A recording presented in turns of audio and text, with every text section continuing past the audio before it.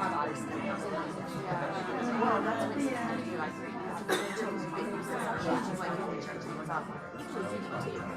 Yeah.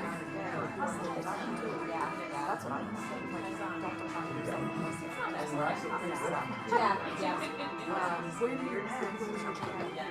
it's right on those like Roswell, East Alabama, Silio.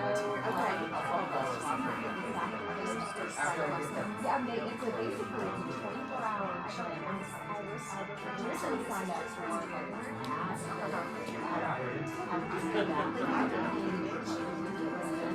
but I caught myself so good in this gym. I didn't know what else to do. I wasn't great tonight, but you have flexibility in it. Yeah. And so I feel like There it is. Right. It just so happens. I mean, if only our meetings at the office would walk away 2 hours.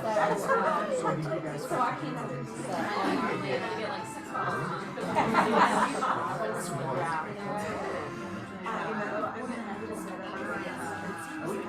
We could run a bar.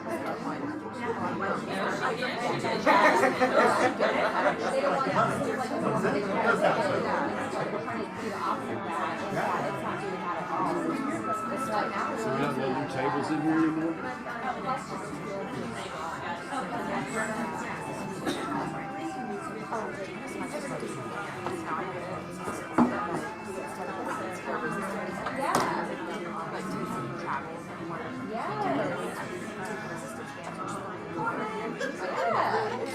That's awesome. Good morning, good morning. Yeah. He isn't so good. He's in his 6th.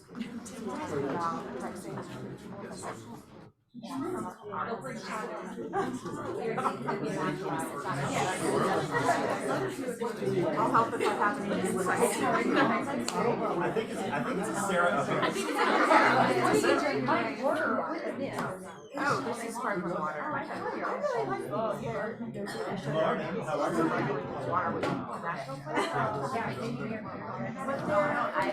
It works, it works. So they're cheap. Good morning. Hi, good morning, everybody. Good morning. How's everybody doing? Awesome. Someone give me some good news. We got two Stephanie, give me some good news. Oh, gosh. Kelly. Let me think about it. Let me think about it. Go, Kelly. We booked our ISA department booked 2 buyer consults yesterday. Wow. Yay. One of them was like a 7-month incubation. One of them was like a basically come help me call. So that was good. Awesome. I love that kind of good news. Mhm. Anybody else have good news? Good news. Come on, give me some good news. It's someone's birthday today. Oh, And your birthday, no, 2 birthday girls We have the same here. birthday. Great. Well, since it's Charles' birthday, we will take you out for lunch. It's on me. Yes, ma'am. Other good news. I went door knocking yesterday and I didn't get a listing yet, but I did meet a renter who had a conversation on Sunday with his wife about buying a house. Wow. What So- time did you go? I went yesterday, it was about 5 o'clock. And so the door knocker still works. Yes. Okay. So I'm waiting for him and his wife to figure out what day and time works for us to have a consult. Cool. Any other good news? Good news, good news, good news.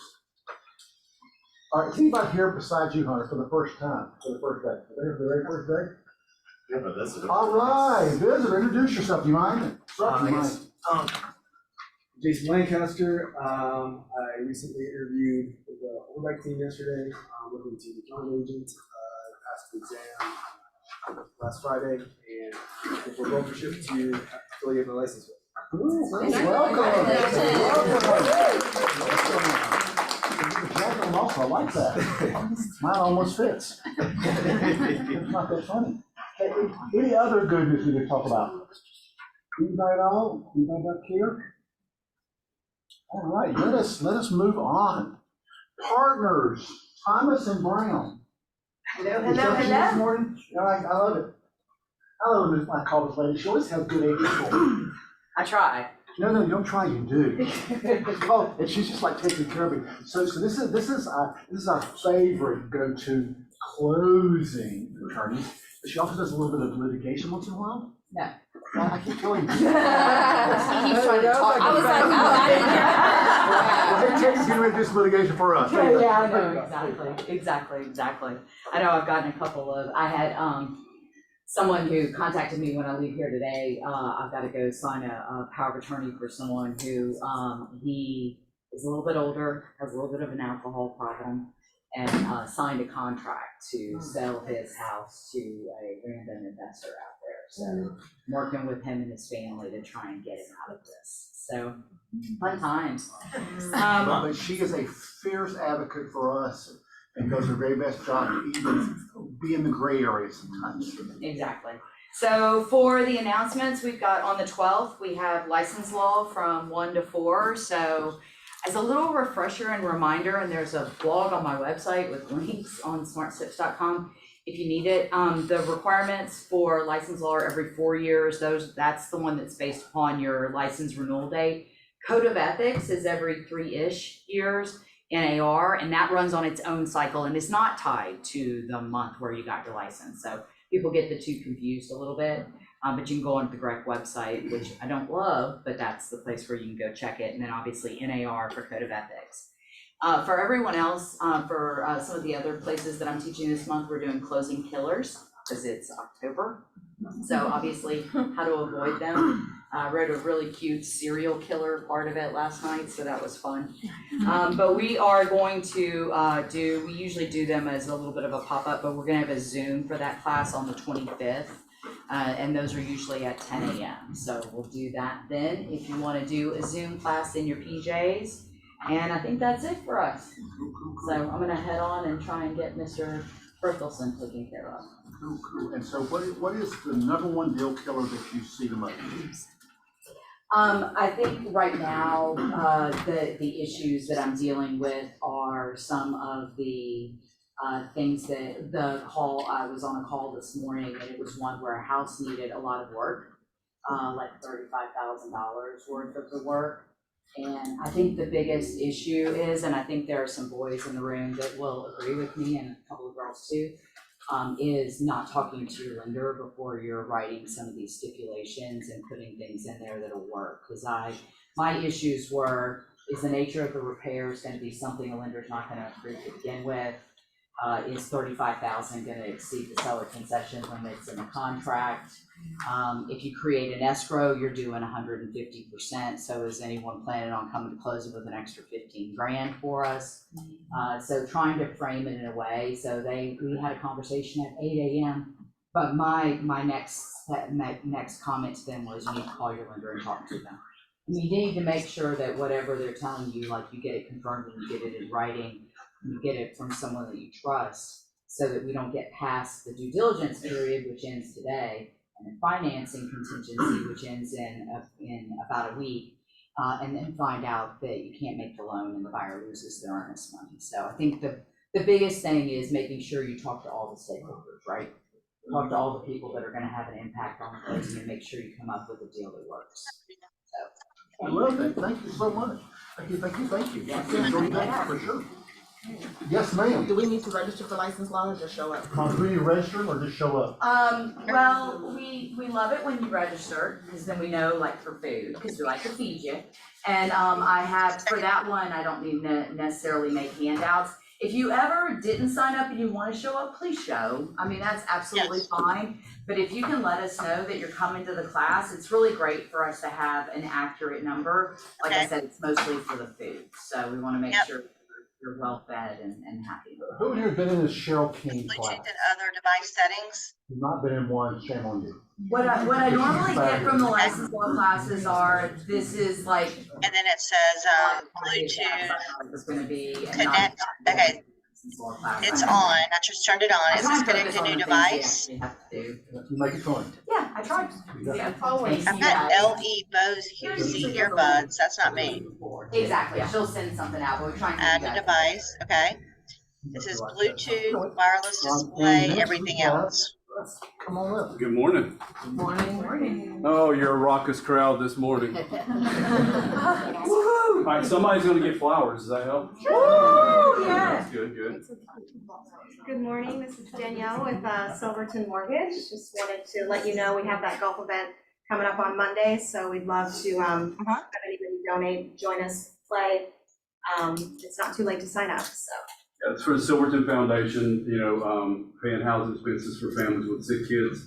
It's a TPC Sugarloaf, so it's a bit of a unique opportunity this year. And actually the holder here, I guess that's called a mule, right? That little cup that it's in? Yeah, that's good. Yeah, that's for a chip in from. What's that? That's our favorite. Oh, that's yours? Okay, cool. Well, listen, a couple of things. Interest rates. Anybody know anything about interest rates? Let me make a suggestion, you guys. If you got your phone, go to Mortgage News Daily. That is a good resource that you guys need to keep in your phone. It is probably the most factual and unbiased resource that I think you guys can look at. It gives averages, what's out there today. There's an article in there today talking about where rates are now compared to historically. And I know that when you're talking to a client right now, it does not make a hill of beans to that client if you go, well, back in my day, my first house was at 17%. They don't care. But I will say this, for your own sake, to have that perspective that says, you know what, the sky's not necessarily falling because rates are at 7 3/4. That's important. I know you're not going to use that as trying to get your client to go, oh, well, gosh, rates are 7 3/4. I'm going to buy a house today, right? That's not going to work. But so yesterday we priced out a loan yesterday, $700,000 purchase, 10% down, 780 credit, 7.75 at par. So that's where we are right now. 7.625. We just actually looked back up. Is that what it was? Okay, 7.625 at par. So we are still well below 8%. Now I will say, guys, it's different at different lenders. So your clients are probably going to be shopping around, and you know what? That's okay. We wish they didn't, but if they do, that's all right. We're happy for that. We want them to get a good deal. And there was one more thing that I was going to talk about. Yeah, we have a whole department of people that researches the industry to make sure that our pricing is just as competitive as our competition, so. Yep. Yeah. So, and then now, so we get to give away these flowers. First of all, let me tell you about these flowers. My daughter, this is her business. It's called Hawk Hill Flowers. You need to remember that one too, so you can give her some business. And what we're thinking about doing is, what she's doing right now is Hawk Hill Flowers. So what she's doing right now is doing flower arranging workshops. So if you guys want to do a special event for your clients, that is a great opportunity. Some people in here actually went to one that she did at Reformation in Canton a few weeks ago.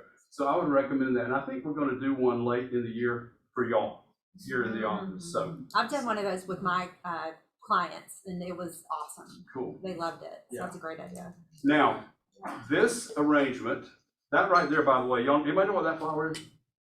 Oh, yes, a dahlia. I said dahlia. Dahlias are amazing. I'm learning all this stuff myself. There's like 1,000 varieties. She's told me so much about it. It's crazy. All right, so for the first person that can tell me what the score was of the Georgia Auburn. 27-20. Go girl.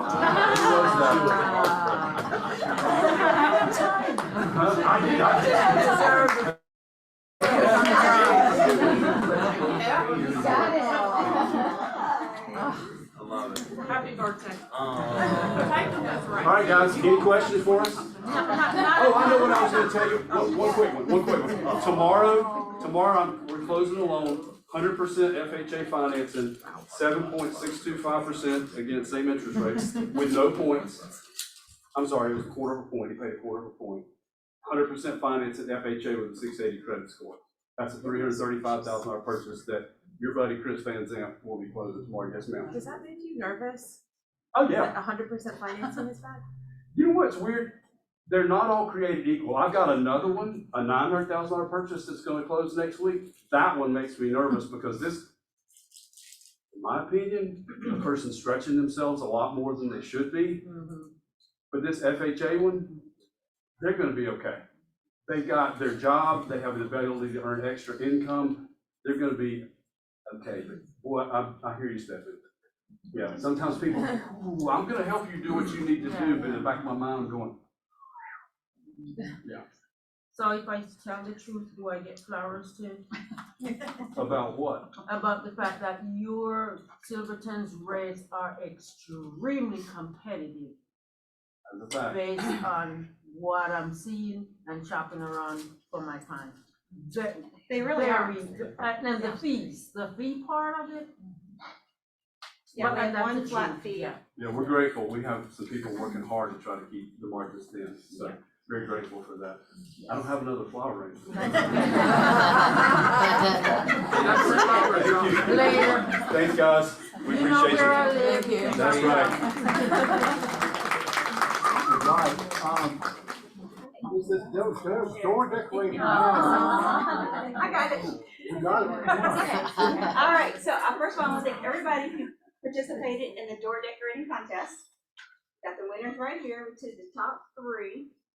And the number 1 who's submitted it via Facebook because she had a home office is Miss Joanna Smith.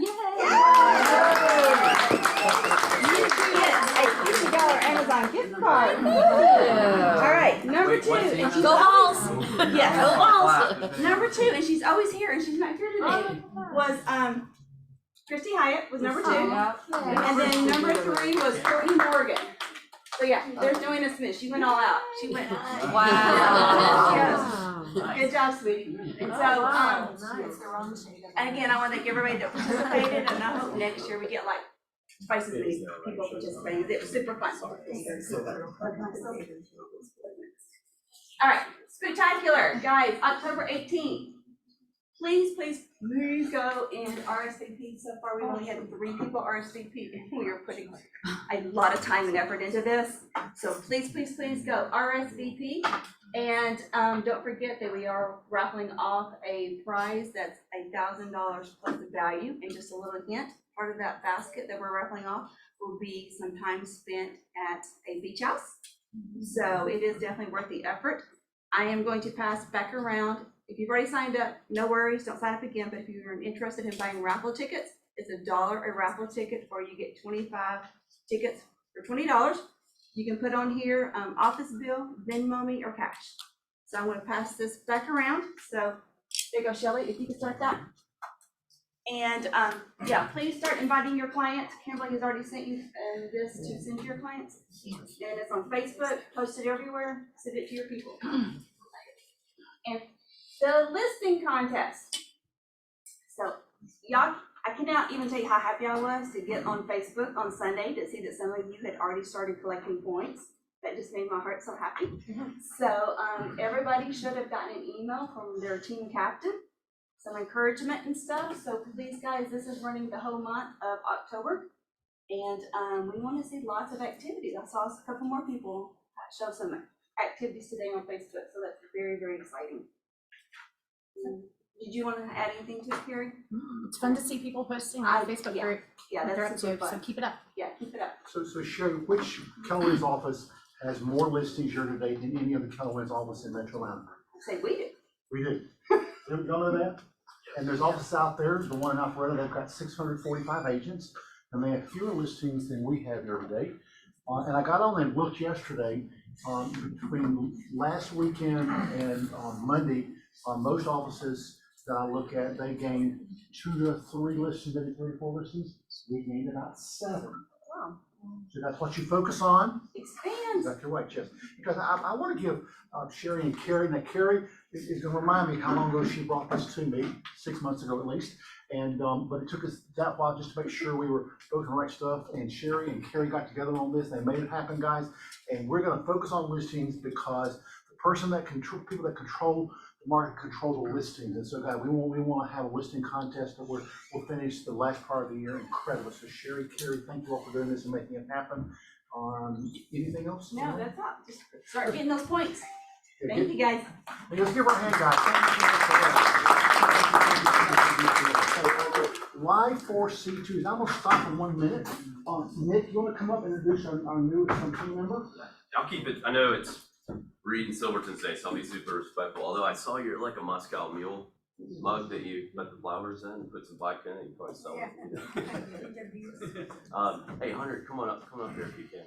So I'm Nick Jurgen. I'm responsible for our Georgia Loan Officer Group for Supreme. I know a lot of you guys. I've known some of you guys a really long time.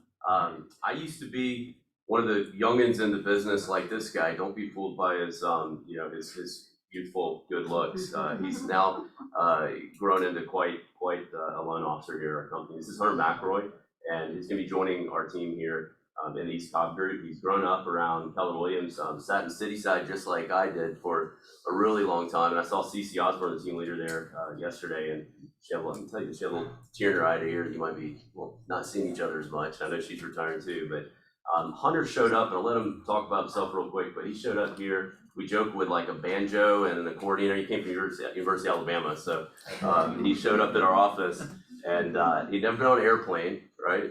I don't think he left the state of Alabama. And now he's one of the top producers in our company, no joke. In a short amount of time, I picked up one of the greatest friends. I've traveled all over, and it's like a little brother to me. And I've enjoyed how much he loves on his agents. He loves Keller Williams. He believes in fact, I think he's more of a Keller employee than Supreme some days. But you guys, this is a treat, not just us shoving a loan officer in. You're getting somebody that's going to just take absolutely good care of you. And I'm happy to have him here, man. So thank you. Yeah, so obviously I'm Hunter. I joined Supreme in 2016. I graduated from the University of Alabama. My first introduction to the mortgage industry was I started out on the operations side of things. I was an assistant to an underwriter and a processor, so I really got to see the back end of how to make loans work.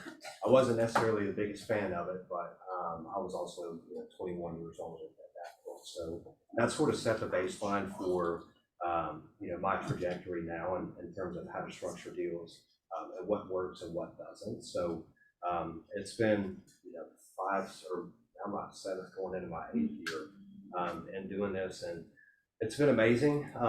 We've definitely seen some ups and downs. This is obviously my first experience with a market like this, but what we do every day obviously is going to determine what the next couple of years looks like. So that just goes back to the basics, like being in the office, doing what you need to do, getting everything put together properly. So I know that you guys have a lot more stuff to get into, but I'm really excited to be out here. I know a number of people in this office already, so I hope to get to know the rest of you very soon. So thank you all.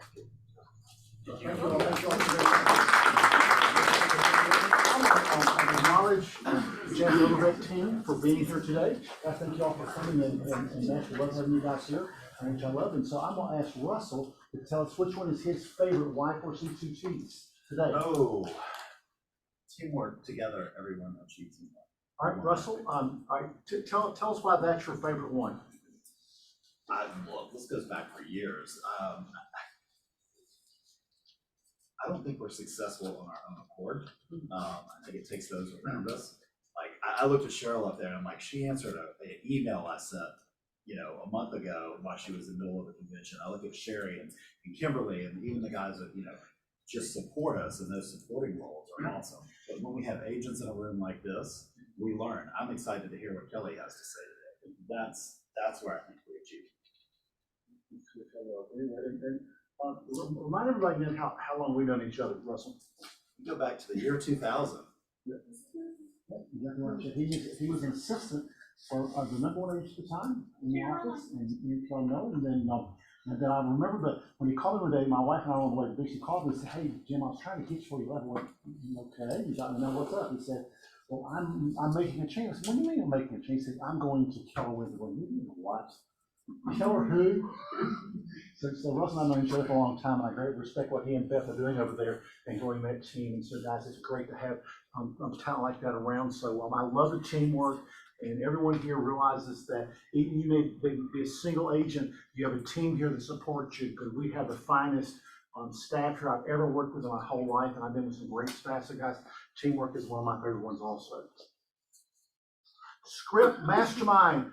If you're down about guys, this happens from 9/11 every Wednesday. Rob is in there, and he is the script master. I don't know why you would not show up for that and come and learn how to have a script. So when you get asked a tough question, you know the answers. Kelly, how often do you use scripts? I mean, every day, we role play scripts every day. Exactly right. Yeah. So you have a great team, and part of your success is that y'all know what to say at the right time. So guys, please come and do this. It is a great time to agree on use of your time. 9/11 every single Wednesday, and Rob is in there. He is our script master. He loves great scripts. Preparing for listening presentation with Angela Presley. Angela, talk about it.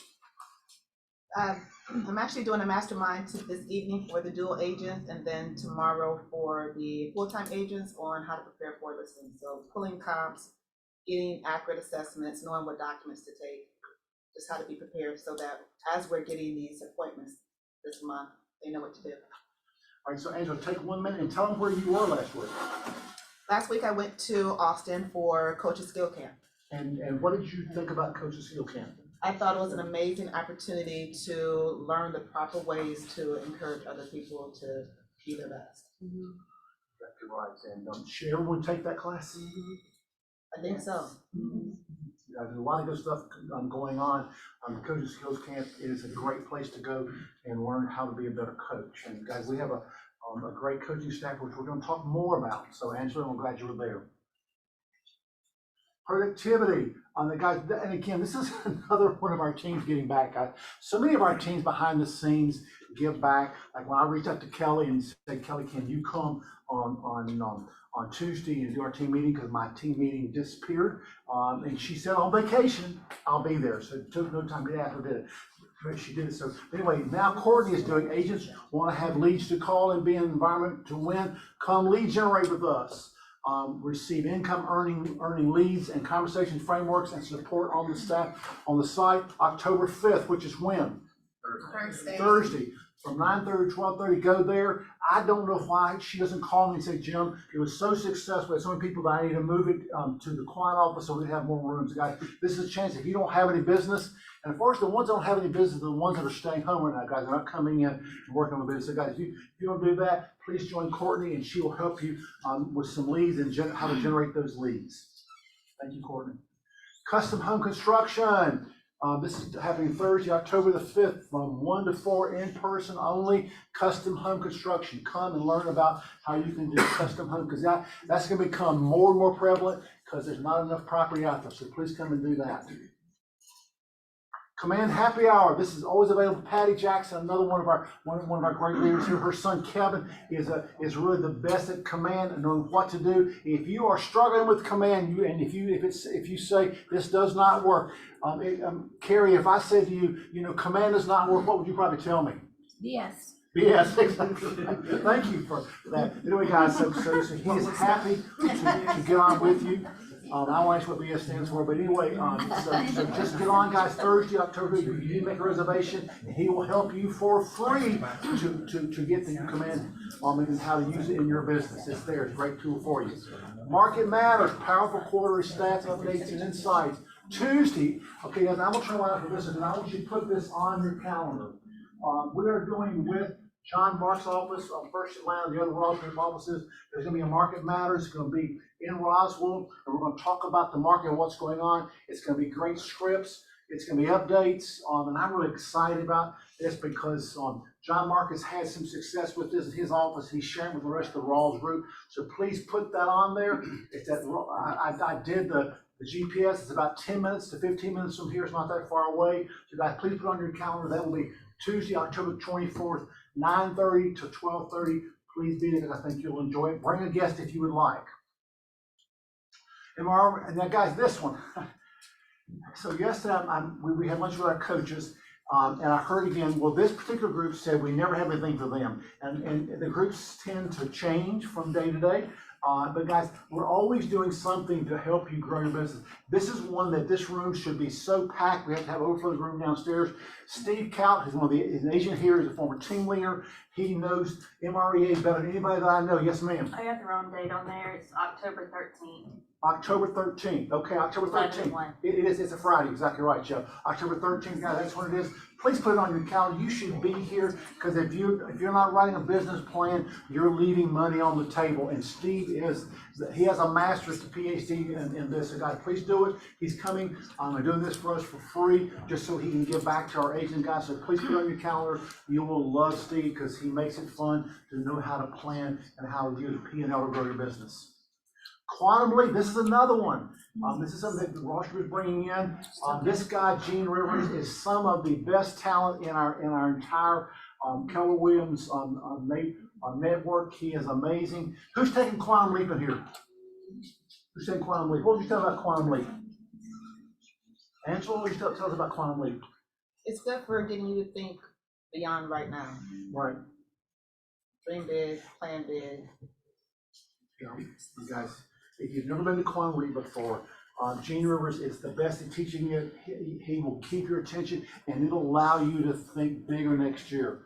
It'll allow you to think bigger in your life. It'll allow you to expand what you're thinking right now, guys. So please put this on your calendar. Gene does not get to Atlanta very much, so that we're doing this, bringing you guys. And guys, $30.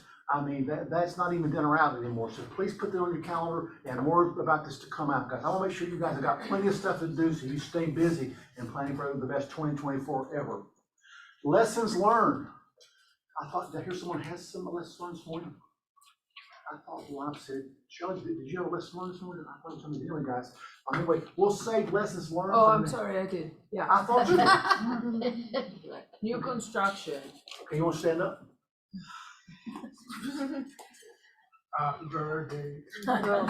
So new construction, I was stunned that new construction, you cannot negotiate. I was in Peachtree City yesterday, 7:50. And may I say the name of the builder? Yeah. Whatever you want to know. Okay. Pulte Builders, and $65,000 for lot wasn't even a great lot. Couldn't even negotiate. So they were saying, if you don't like it, you can leave. Basically, that was the message.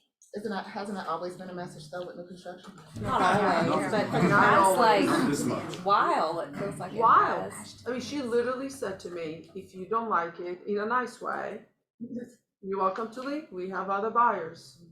Happens to be that area where we were, the school district was really good, so I'll give them credit for that.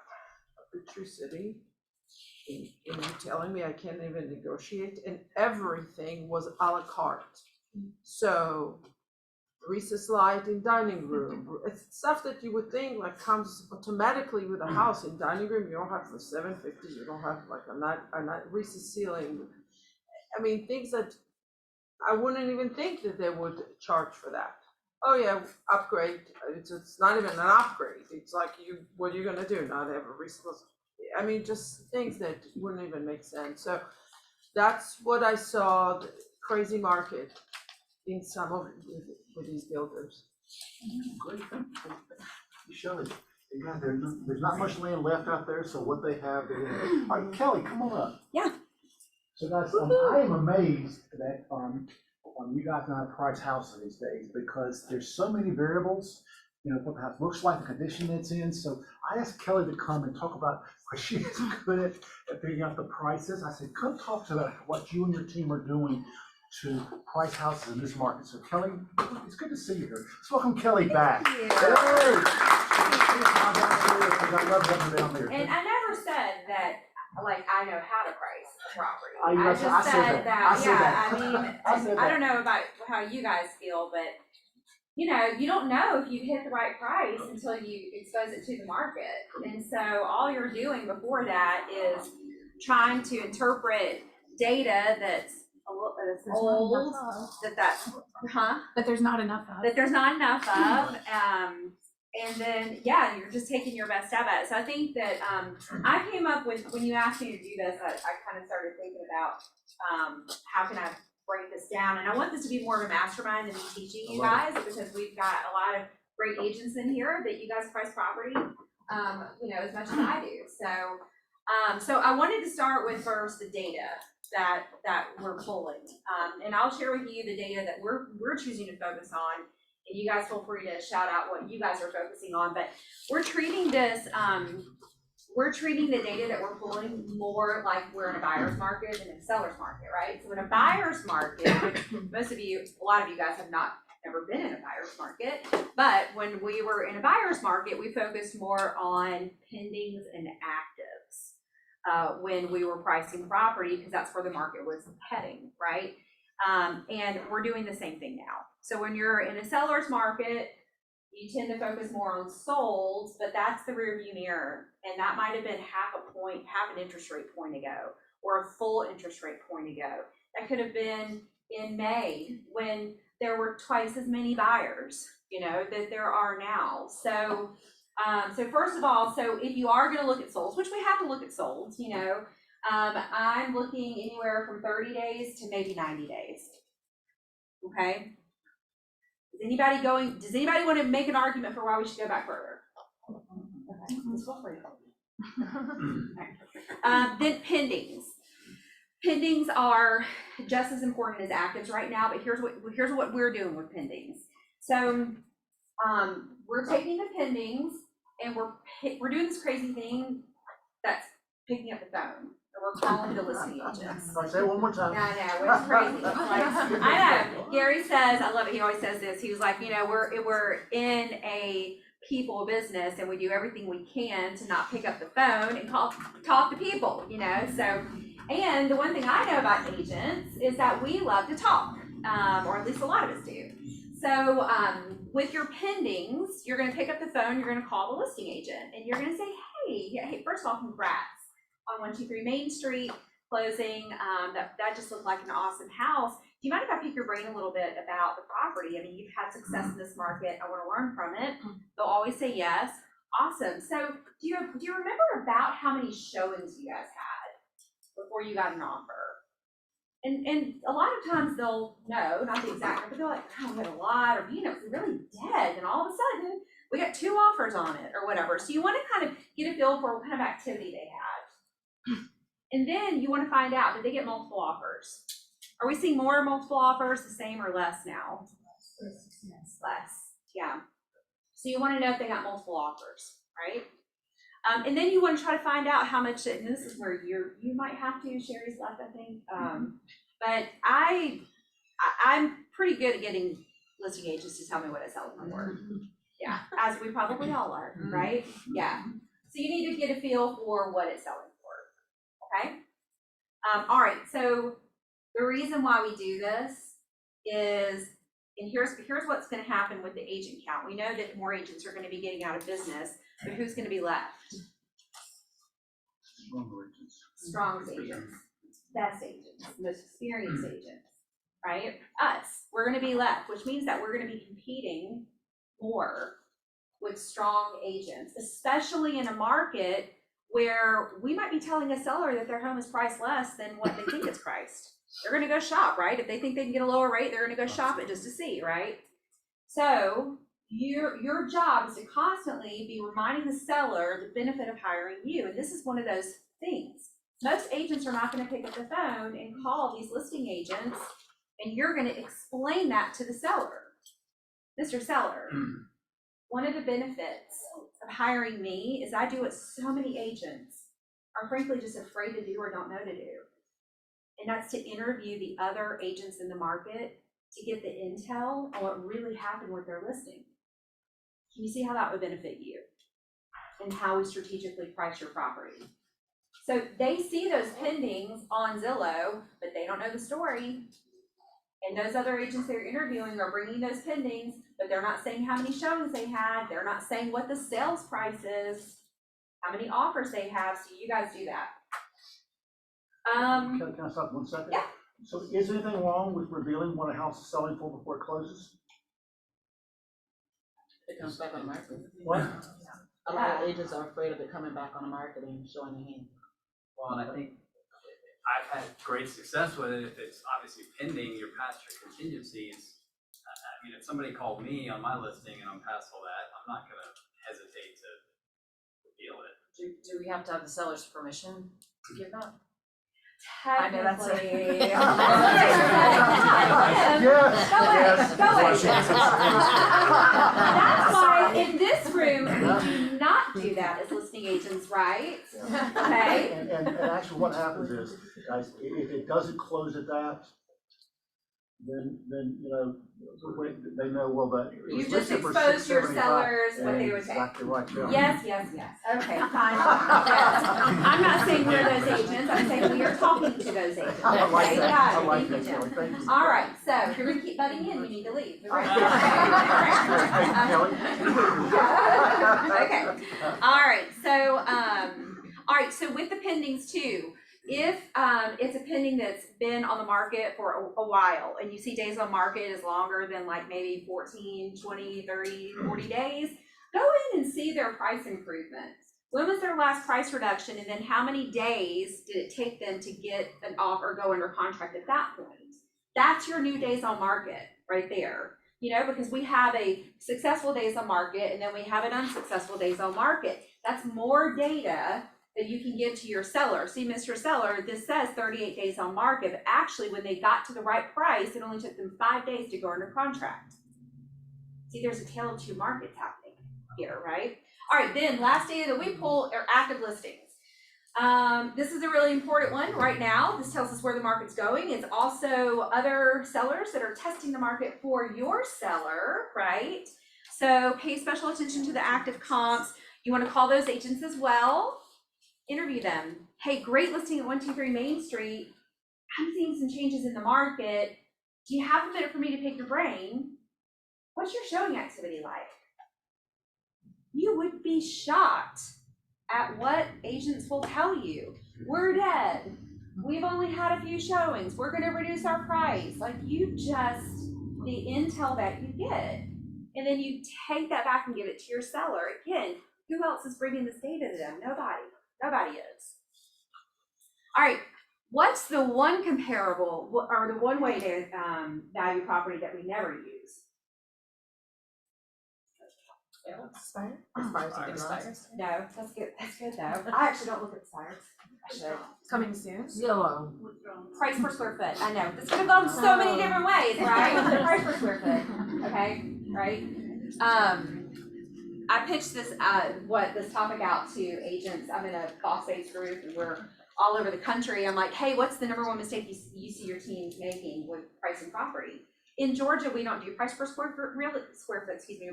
But have we all have that client that is dead set on price per square foot? Absolutely, we have. So you have to understand. Like, I've had sellers say, but I mean, my price based on price per square foot, we should be here. And so I have to educate them on why we don't use price per square foot. And the way that I educate them, for years, gosh, we weren't even allowed to quote square footage because there was no really accurate way to get the square footage, right? And now on FMLS, you might have an agent that's reporting all 3 levels of the square footage or 0. Right? Or just above grade. It's just the wild west out there. So we don't pay attention to this price per square foot. Anyway, okay. Any other data that you guys are pulling? Yeah? FHA has a website where you can calculate based on Metro Atlanta appreciation, what it should be based on what they paid. Ooh, so like an annual, so you take what they paid. Ooh, that's really good. And I would say 85% of the time, it's right.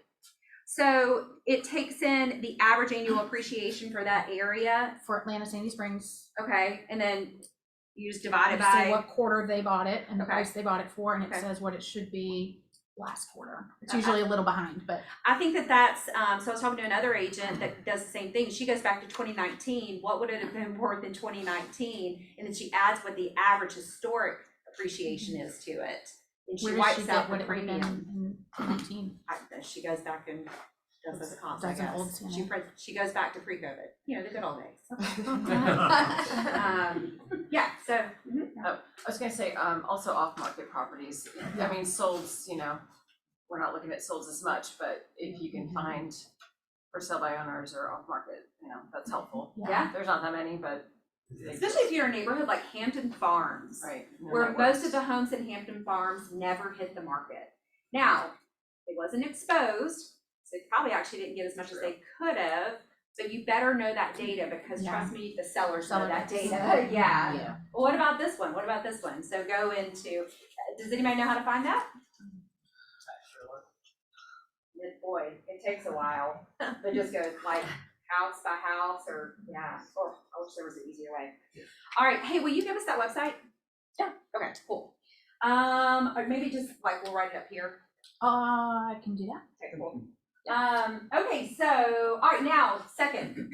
So we talked about data, now we're gonna talk about your words that you use. So today on our power up, I was admitting to the team that, so I'm playing tennis, but this is the first season that I have not been to a single practice. You know, I'm just like getting out there on Thursdays and I'm just seeing what happens. And I just know that's the approach. I'm not expecting that I'm gonna win matches. I'm not expecting to be great because guess what? I'm not putting in the effort. And so that's exactly the same way with going on your listing appointments. If you are not practicing, you're just leaving it up to however confident you feel that day, however good you feel, right? However much you think that you know in that moment. And guys, with appointments being down, that is a very risky way to support your family. So my first tip is to practice. Practice more now than ever. If you want to be great, you have to practice every day. If you want to be, then don't practice. Practice on the people that you're meeting with. All right? So how do you practice? Get a partner. Go find an incredible listing agent and be the seller and let him or her be the listing agent. Record it. Then record yourself doing it, both visually and audibly, and listen back to it. You'll hear your mms. You'll hear where you get tripped up on certain questions. You'll hear your hesitation. All of those things are what sellers zero in on. Those little or hesitations. So, okay. All right, so you need to prepare your seller by giving them two options. Okay, this is really how you can this is really one of my best tips for nailing the price, is to let them know that last month's data shows that this is the right price point that we should be looking at. And here's the deal. We're gonna know in about 5 days if we got that price right, and if the market is accepting or rejecting us. If we don't have interest after 5 days, you just shown them where you got 5 days from, right? Because that's really the median days on market for properties that did not have to reduce their price before they got a contract. But anyway, you're going to let them know that after 5 days, if we don't have strong interest, then I'm going to be giving you a call, and we're going to go ahead and figure out that price improvement at that time. Or we could price slightly below the actives right now, so that we never have to worry about reducing our price, and we might even create an environment where we get more interest. Which option do you prefer? So you're not giving, they feel in control. You're giving them two great options. So you're teeing yourself up for a price improvement. You're setting an expectation of how many days it should take. Or you're giving them the power to not reduce the price and to pick the right, or to pick a lower price in the beginning. Does anybody have any questions about that? Do you know two people that I love, so you can underprice a property? Gary Keller, he's pretty smart, and y'all know who Barbara Corcoran is? Barbara Corcoran told me, she said, Jim, you can underprice a property. I did that in New York, a whole business career, and I had a booming business. So how does that script work with sellers these days? You can underprice a property, Kelly. Do you ever use that? I do. I certainly, yes, that's my go-to when somebody says, well, I mean, we don't want to, or what all give it away. We don't want to give it away. Exactly. We're not in a huge hurry. We don't have to sell right now. Can't we just test it at a higher price? So-and-so said they'd give me more, you know, things like that, or they'd give me more. So yeah, I mean, and fundamentally they understand that now because they've all been through this market where they've seen multiple offers and things like that. But I think that we have to put ourselves in their shoes too and understand if it was us and we were, let's just say it's a car, right? We were selling a car and we had two brokers coming over to value our car and to tell us what we should do to net the most on it, right? And they both presented two different strategies. I think as the seller of that car, the owner of that car, we would be questioning that, right? And I think that we all understand underprice a little to get more, but it's the what if. I think it's the what if we don't get more, right? So I think it's important to read the room too, because, I think, many times we're with a seller that they are looking for us to be completely decisive. They don't necessarily want the choices. So I think it's, and yes, absolutely, choices are good for some people, but I think it's just really important that as we're, having those discussions leading up to that point in the conversation, to understand what they are looking for from us before we, yeah, and I think that we give a pretty tight range, but we still give a range, because guess what? I do not want that to be my fault if we don't hit that price. So I'm giving them a tight range based on the actives and the pendings and my conversations. This is what we're looking at. If we want to test the market on the high end of that, then, we'll know within 5 days. If we want to never have to worry about reducing the price and the stigma that comes with reducing the price and the added days on market, we need to be on this side of it. Just a quick question, how do you deal with, a lot of people have a big fear of, well, my neighbors will think that I've underpriced it or I've given, there's a lot of pressure in some neighborhoods, not all. Yeah. Some pockets, it's a big deal. They're worried about what their neighbors are gonna think about their price. Yeah. I mean, the script for that obviously is they're not buying the house, I know, but how do you address something like that? Yeah, I have had that come up in some neighborhoods, which always kind of surprises me, but I bring them back to their motivation. Right. And so, I completely, first of all, I always agree with them. I completely understand that you're concerned that your neighbors, might be bugged a little bit about this strategy that we're choosing to go with. And I guess what I'm most concerned about is getting you to Florida to be with your grandkids in the next 60 days. And if this strategy is what's going to get you there, then ultimately, I think that's what I'm most concerned with. And I would just ask you to remember that too. And then maybe you go with it, and remember, you can't underprice a property, And the market decides what it's gonna be anyway. Exactly, yes, yeah. Back there first. Kelly, I think it also goes back to your point with data, because a lot of times the neighbors are saying, oh, I got this, when if you have the data, you got that. Yeah. And then that helps prove your point of doing it based on the numbers and not just because somebody said they got 900,000 when they only got 812. Yeah, the neighbor's data is never right. That's a great point. Yes, exactly. It's all word of mouth. It's like telephone. Angela. So previously it was 10 days, 10 showings. You're cutting it in half to 5 days. We're gonna have a conversation about price reduction? No, not necessarily. So 10 days and 10 showings, I mean, that was a good, nice kind of like average. I'm truly taking what's happening in the market. So if it's in East Cobb, I know that we're looking at 6 days, right? And that's been pretty consistent. If it's Canton, the median days on market in Canton for non-reduced properties is like 20. So specific to location. Yeah, it's very price point specific, very location specific.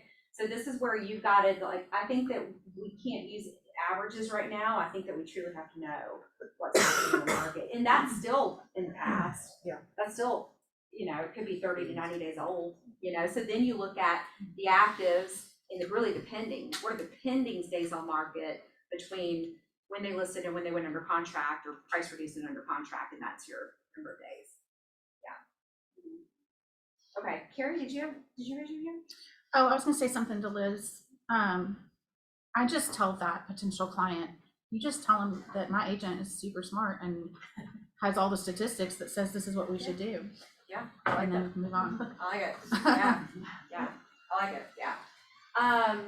Let's see. So, all right. So that any other obviously there's so much when it comes to scripts and preparing your sellers. Are you guys preparing them any other way right now for what to expect? Okay. How have you guys adjusted your listing presentations or consultations in this market? So for me, if they are buying another property, I actually do the buyer portion first, so that way it's already in their mind. I treat the sellers more like buyers, and that way we can like really, when we're doing the listing conversation, focus on that buying part of the. Okay. It's nice when they're in both shoes because they see it both ways, right? When it's really hard to get them to see their perspective. Now, I'm gonna go on a slight tangent right here, not a tangent, but like a slight like left turn here. How are you guys talking about commission right now? Specifically with how they're paying, like buyer's agents. What do you mean? Like in Well, when buyer the seller consult- says, what do you charge? Oh, just tell them 6% of the purchase price. I like the way that Russell mentioned one time, he says like listing compensation versus like. Sure, oh, commission. sure, yeah, absolutely. You know, just kind My of like what you theme. mentioned, Mhm. the way that you present it, Mhm. you know, the words that you use actually really matter. Yeah. So when you say compensation, I feel like it kind of Yeah. tones it down a little bit. Yeah, the fee I charge, the compensation, yeah. Are you feeling like there's more pushback on the buyer's fees now? Well, Like, so with, I think that we're going to with begin, closing we, costs? guys, this is, okay, so like back in 2002, I made a prediction that people would be buying homes online. I'm not saying that this is gonna be the same correct prediction as that, but I think buyer agent commission is gonna change a lot over the next 10 years, like a lot. So we have to be very good at articulating our value with buyers so that we get paid in the future. I think that sellers will always, well, not always, I think that they will continue to offer something. And I think for the time being, it's gonna be probably something like we've been seeing, 2.5 to 3%. But I think the days are changing of that. So here's what I'm doing, because you get a savvy seller who's aware of the lawsuits that are being settled right now. Keller Williams is in a lawsuit right now that we likely will settle as well. But I think Berkshire Hathaway settled. Who just settled? Remax just settled. I thought I saw KW is pushing back. Maybe. They're not. Right? At some point, it's too expensive. Like, you just have to settle, right? So here's what I'm saying. Sorry, Kelly, can you clarify settle on, I missed that. So this is the class action lawsuit that was brought against several companies with sellers who were upset that they weren't given the option of really what to pay the buyer's agent in the transaction. So when you go in and you say, I charge 6%, you know, what you're not saying is the fee is negotiable. And you don't, that seller doesn't have to pay a buyer. You decide what you make, but your job is not to decide what the buyer's agent makes, but you can coach the seller on, hey, this is what all the other listings are paying. How do we become competitive with what you offer? So to pay a buyer's agent. So when I'm talking about commission now, I'm saying, so my fee is between 3% and 4%, depending on a variety of factors. And then I think that we need to talk about the strategy of what you should offer a buyer's agent if there is one. So you already changed that. Oh, yeah. Oh, I see. Yeah, I did. Well, because then it becomes easy to say, well, I mean, I know what comes out of my mouth is I always pay the buyer's agent 3%. Now this might change. Because if you want to get lots of showings, you know, if we pay them less, there's less chance we're going to get the showings that you Then need. that's tricky, because I've said that, and then they'll say, well, so they're not gonna bring people to my house just because of what the agent is getting I paid. know. And then that's dicey. Right. So, yeah. Well, you can put it on that other agent, because there are other agents that will do that. Like, you know, you can say, I don't do that. It's a shame, but it's a fact. It's a shame, but the's a lot of Right. people that just, it's not a career, they're just looking for. I think the easiest way to do it though is to go when you've got those comps anyway, show them the commission. And I'll even do 2.5, 3, 3, 3, 3, 3, And the results. 2.5. Yeah. Yeah. So that's what anyway, that's a total, it has nothing to do with pricing property, but I think that we have to be prepared to have this conversation. Just be careful of your words, okay? In light of these class action lawsuits, I think it would be wise if we begin to adjust what we say. Any thoughts? Number one, Guys, commissions are always what? I'm gonna say it one more time, commissions are always what? Negotiable. Exactly right, Jeff. Now, you can say, I charge this. Yeah. But if you say that and you don't charge that, that's a problem. As long as you're consistent in your script, that's what script practices are. That's why Yeah. report. And now, guys, it is the courts are still out. Do you know why people settle lawsuits? Because it's too expensive to fight it. There's agent in this office, and I will not use her name, but y'all know who she was.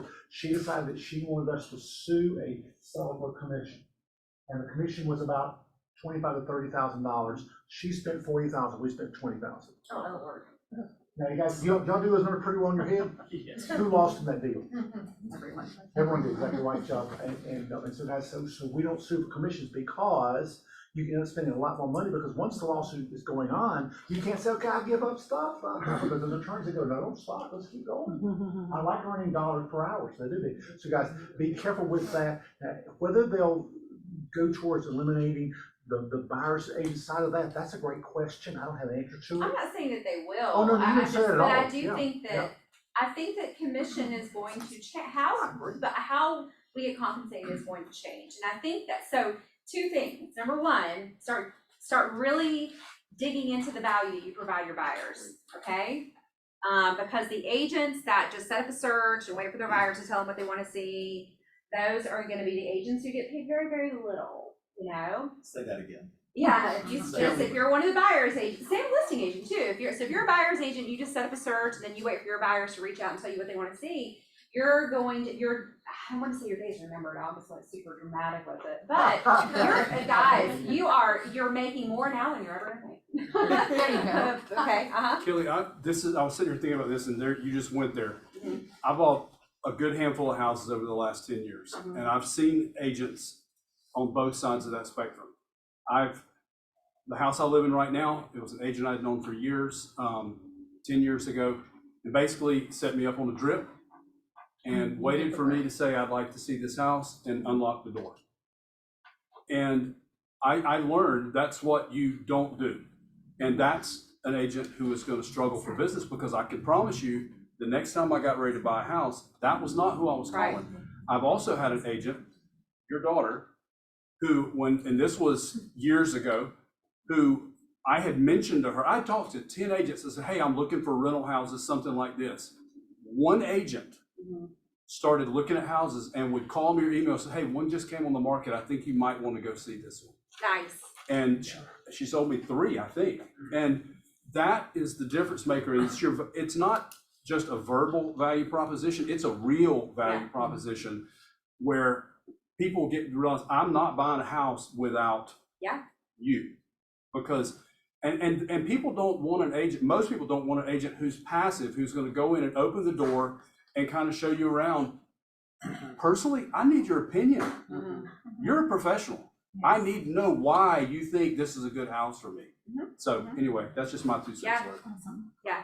Kelly, the one I hear more about is, so Kelly, you just sold my son's house for $450,000, 6%. You're gonna sell my house for $4.5 million, 6%. What are you gonna do differently? I think that's gonna be the discussion in the coming years. In other words, why are you worth that much more for doing the same activity? I think that's the discussion we'll hear a lot more about. Yeah, and I think in the absence of value, people will always question your fee. I agree 100%. You know, and that's just how we are anyway. We, you know, so Lindy Moore. Lindy Moore is out of the Sandy Springs office, I think. She's actually coming to my office, and she's going to be this is my office. She's coming here, and she's going to be teaching our agents how to get their fee paid by buyers. And really, what it would mean now is, you know, if the seller's offering you 2.5%, how do you get the buyer to cover the other 0.5%? You know, but one day that could be all of it. So begin to get really good at articulating your value and buying into your value, and then understanding how to tee up at buyer consults, how to get paid. But Kelly, just so I'm real clear, I am 100% clear that it's gonna change. Yes. Just like Kelly said. Oh, no, I believe, yeah, yeah, 100%. I hear too much of Kelly, you're right. It's So, gonna so start learning that script. Yes, for sure. All right, so I'll let you guys know when that's gonna be, and then, maybe we just have her kind of talk to everybody. All right, last thing, I'm sorry, no, third point, I'm sorry, we're running late. Present.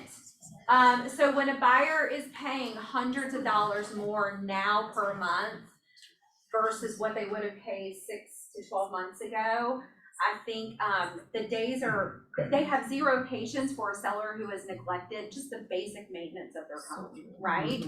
So I believe pre-inspections should be back, and we should be really encouraging our sellers to get those, whether that's a part of your value proposition of you prepay for it, you get reimbursed at closing or something like that. But I think that I would be going back to that because keeping deals together is tougher now than it was. Our fallout rate used to be 21%. We would get most of those back under contract, but now we're at 33%.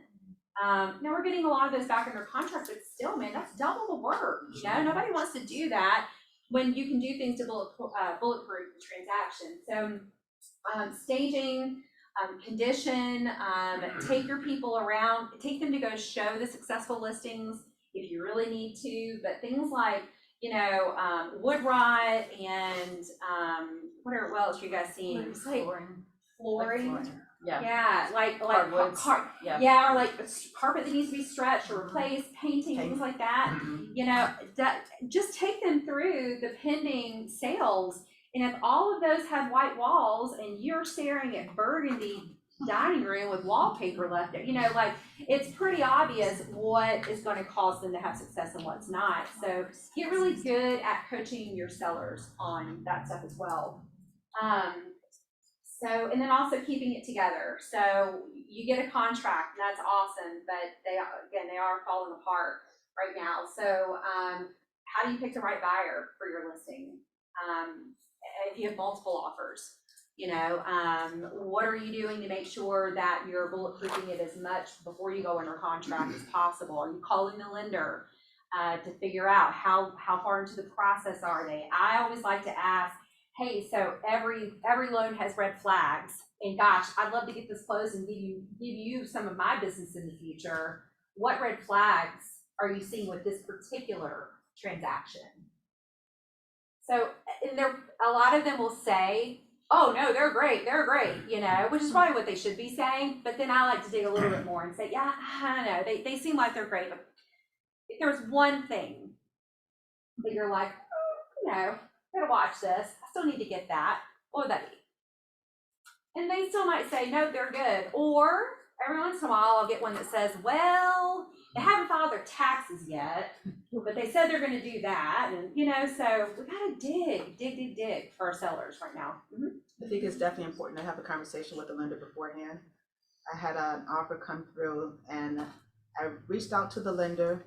He said, oh, he's qualified for much more. He's a great candidate. I asked a lot of questions, got off the phone with him, felt kind of good about it. My seller signed the contract, and literally within 20 minutes, the lender called me back and said, oops, there's a little snafu with employment that we didn't catch.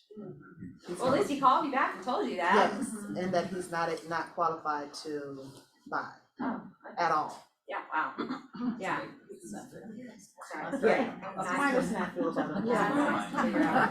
Are you still running into issues, which, I mean, with people not even seeing the property? Are you confirming, hey, did they go see the property? Did they go see maybe twice or something? I mean, obviously you can look to see. Not seeing as much of that anymore. I didn't think so, okay. Yeah, but okay, here's something I'm doing for my listings that I would assume all of us are doing. When a showing gets set up for the listing, I pick up the phone and I'll call the buyer's agent and say, hey, tell me about your buyer. How long have you been looking? Where all are you looking? I want to know where our competition is. I've got a listing in Gainesville right now that people are like looking in Dahlonega, Dawsonville, coming. I'm like, Jesus, I need to know this though, right? Or else I might just think that it's only Gainesville. I like to ask, have they made an offer on anything yet? I mean, I had one agent tell me, oh my gosh, we've been under contract twice. They keep terminating. I'm like, yes.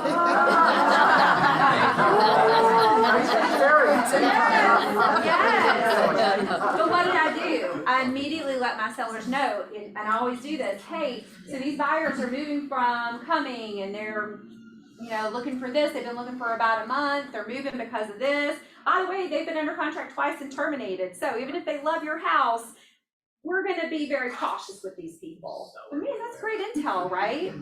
For my sellers, so, last thing, and then, the lesson learned, brought up yours, I was gonna tell you guys my lesson learned, so I'm a very much I'm not gonna sell my clients on doing something they don't wanna do, right?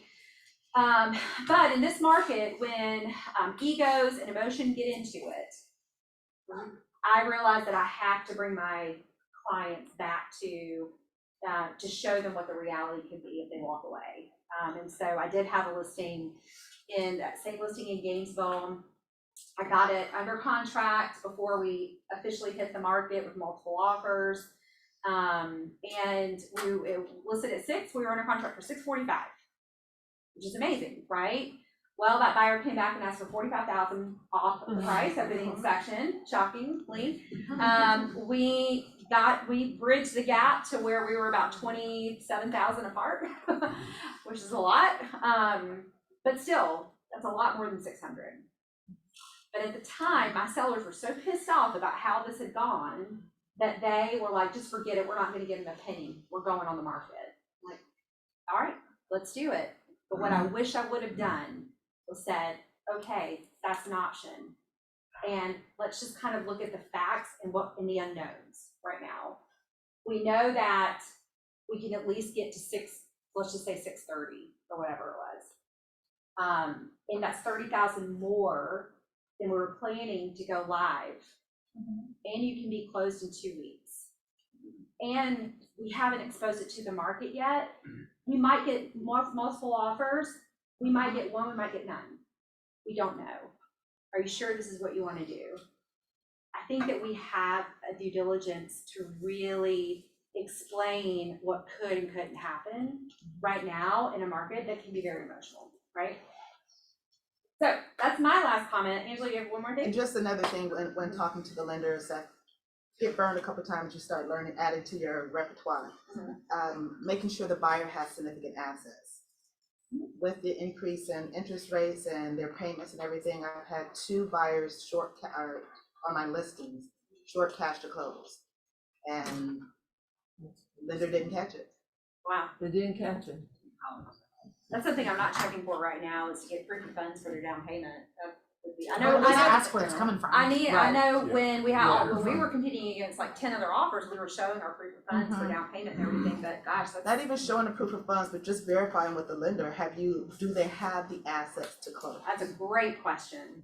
Fantastic question. So but I'm still amazed that listing agents that are getting multiple offers don't say, well, I see that your buyer is pre-qualified with some online company, and you're just taking it out saying, well, I really want them pre-qualified with my lender also. And then my lender, I want to pre-qualified my lender.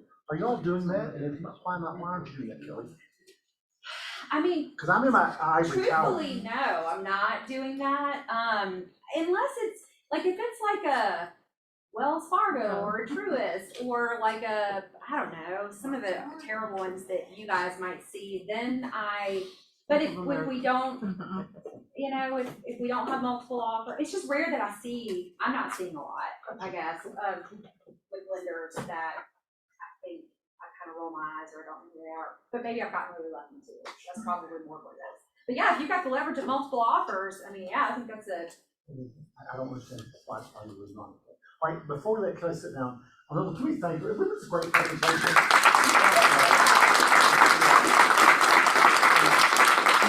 I don't really care because I'm older than she is. But I remember 10 years ago sitting in her office, listening to her talk to a seller that was angry at her. And she kept asking great questions. He was angry at one of my agents. That made it a little bit easier. But it was the falling on the sword. Exactly right. Yeah. But that's, I just remember thinking, she kept asking, I understand how you feel. She kept asking great questions.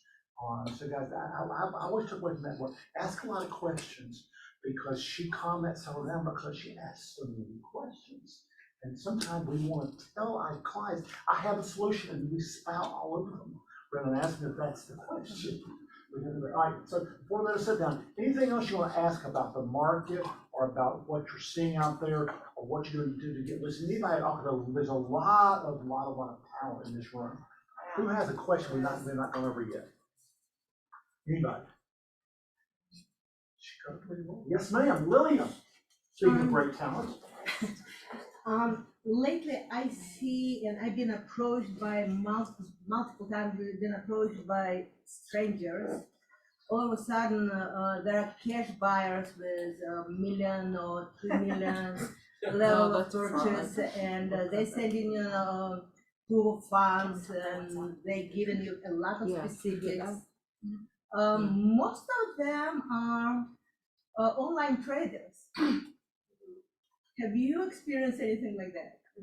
Yeah, we get them coming into our ISA department, I'm sure that you guys do too, Russell, yeah. WhatsApp. Yeah, WhatsApp. I will say this, I do have some international buyers, I've got one in Canada, one in Dubai right now, that they do use WhatsApp, so don't like think WhatsApp is kind of a red flag, because it truly, outside of America, the rest of the world uses WhatsApp for texting, yeah, so that's not, but, you know, yes, there are. It's amazing how quiet they get when you ask them for a driver's license in a meeting. Yeah.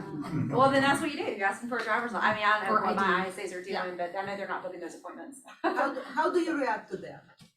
Well, it goes through my ISA department. No, they don't. We don't typically ignore that. That's a good question. I have to ask them how my ISAs are vetting that. Russell, how are y'all? It's kind of the same way. It's case by case scenario. And you can kind of get, like, when they start giving you that criteria, they're kind of like, this is not right. And they like, only contact us via WhatsApp, and then we start asking questions. Yeah. And if they are vague about the answers, then they're very cautious. I know that, yeah, we've set up a couple of Zooms that they haven't shown to, and so, like, we'll always, like, you know, vet and even, like, try to book the appointment, you know, if the motivation or everything's there, but, because we don't ask for, like, we don't mandate pre-approvals or, proof of funds before consults, but, yeah. We don't dismiss it, but we do proceed with it. Yeah. But make sure Typically you when don't you ask call- of one or don't ask of all of them, though. Be very careful, guys. If you ask one person for driver's license, you ask everyone for driver's license. You can't be good point. selective. So Yeah, just be that's a careful. really good point, Then yeah. exactly what you- I usually say that, just be ready, what is your plan for financing? Just be ready when we are, when we find the property, when we identify the property, then we would have to provide a proof of funds or a lender's letter. Are you ready for that? And as a result, they said, didn't need proof of funds. But could it be spam, scam, or everything? Yeah, sometimes I'll hop on the Raw Street Facebook page and say, hey, have you also heard from this person? And a lot of times they'll be like, yep. And that was on there not too long ago, Yeah. that we had all Yeah, heard yeah, that yeah. one from the same person. The $3 million. Yes. That's a good resource. Like on this case, tell us how many groups you're a part of right now that you mastermind with. Y'all, I'm so mastermind up. I'm the kind of person that if I don't know what the hell's going on, I'm gonna go find somebody that knows what the hell's going on. Which means that I wind up getting 3 different things of what the hell everybody's doing. Yeah, so, no, I've got my Boss Babes group, which is, you know, my like nationwide group of girls that we're all, you know, CEOs of companies and stuff, and we're all very broker agnostic. We're a bunch of different brokerages. And then I've got Livian. So some of you guys might know that I plugged into, so Gary Keller has basically a real estate team with an Adam Program author. I plugged into Livian, it's called Livian. I plugged into that because I just needed, leading a company, Russell knows this, can be very lonely, especially in very challenging times. And I needed to be around big thinkers and people who were doing 3 times as much as I was doing. So that's one of the reasons why I plugged in Livian. So that's a mastermind, and Gary's mastermind as well. Yeah. Gary is a master, and I just figured this out with him at a mastermind. He is a genius at taking complex things and making them simple. Yes. As all, yeah, absolutely. Like That's why I wear this shirt. Yeah. Because he is a genius. In fact, he talked about, maybe Andy said, it wasn't He needs another one though, and John Maxwell, yeah. They talked about how there's so many, you know what percentage of Fortune 500 CEOs were C students in middle school? A lot, I hope. 70%. I'm talking about cake right now, I'm like, 70%, but they finally figured out how they could take complex things and make them simple. And according to John Maxwell, he says a lot of educators take simple things and make them complex. You agree with that, Brenda? Exactly. But Gary and John and Andy Stanley, who was one of the best comedians I've ever had in my life, he takes very complex things and able to make them simple. That's your Hank. I hope so. Trust me. Yeah, every other day it's like, why do we have school? Why do I have to go to school? And I'm like, oh my God, this again. I'm like, what else are you gonna do? Yeah, he's 13. Hank is 13. He just made the Roswell basketball team. Lily turned 17 on Sunday. She cannot be. I know. She cannot be. I know. We're looking at colleges over Here we go. there. Did y'all enjoy today? Yeah.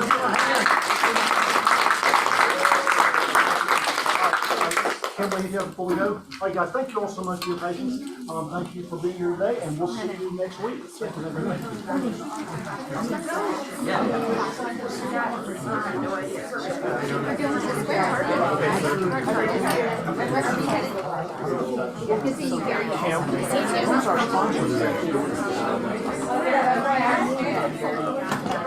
How are you? How are you, Russell? Good, how are you? So good.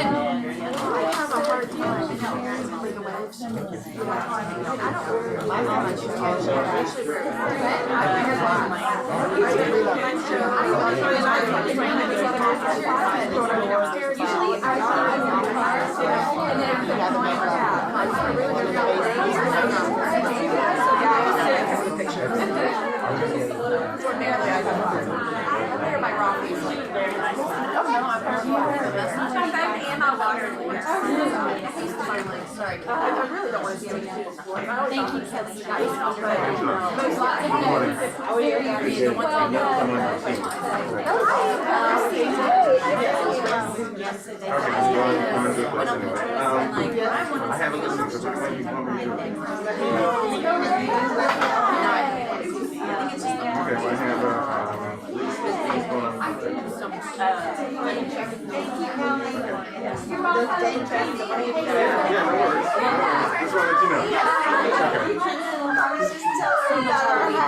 Events coming up, and I was like, I like it. I wish I would've waited. She just texted me this morning while we were in the meeting, and it was so funny because I said, everything was going well, I just wanted to know for sure. If all the stuff in the house that was there is staying, correct? Yeah, and she was in Disney class.